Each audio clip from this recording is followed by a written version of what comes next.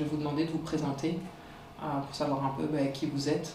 Ce sera utile pour nous maintenant, mais aussi au niveau de l'enquête. Dans cette salle à l'aspect chaleureux, les conversations qui se tiennent sont tout autres.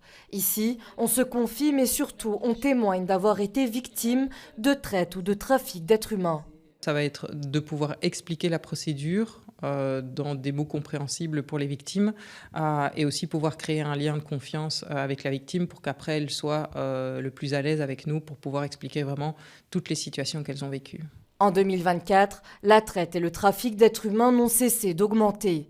Sur les 355 affaires de traite enregistrées par les parquets correctionnels du pays, 108 dossiers ont été ouverts dans le ressort de Bruxelles. Un chiffre alarmant. Les chiffres sont relativement constants au fil des années.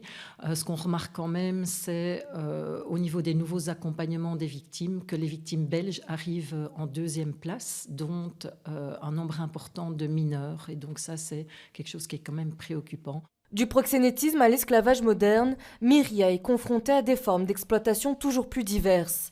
Des personnes parfois mineures, souvent isolées ou retenues par la menace, la dette ou encore la violence.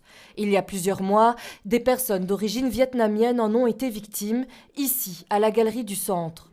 Alors la question se pose, pourquoi Bruxelles est-elle victime d'une traite et d'un trafic d'êtres humains importants ? Les chiffres reflètent évidemment aussi l'action des autorités, pas le phénomène en lui-même. Mais bon, Bruxelles est typiquement une grande ville. Il y a aussi beaucoup de... Le secteur de l'horeca, la construction, tout ça, ce sont des secteurs aussi à risque pour la traite des êtres humains. L'exploitation sexuelle aussi, il y a quand même encore des quartiers de prostitution, même si la prostitution a lieu de plus en plus dans des appartements, dans des Airbnb. Et l'activité policière est relativement aussi active à Bruxelles. Au total, le rapport annuel de Myria recense 346 infractions liées à la traite et 176 liées au trafic d'êtres humains en Belgique.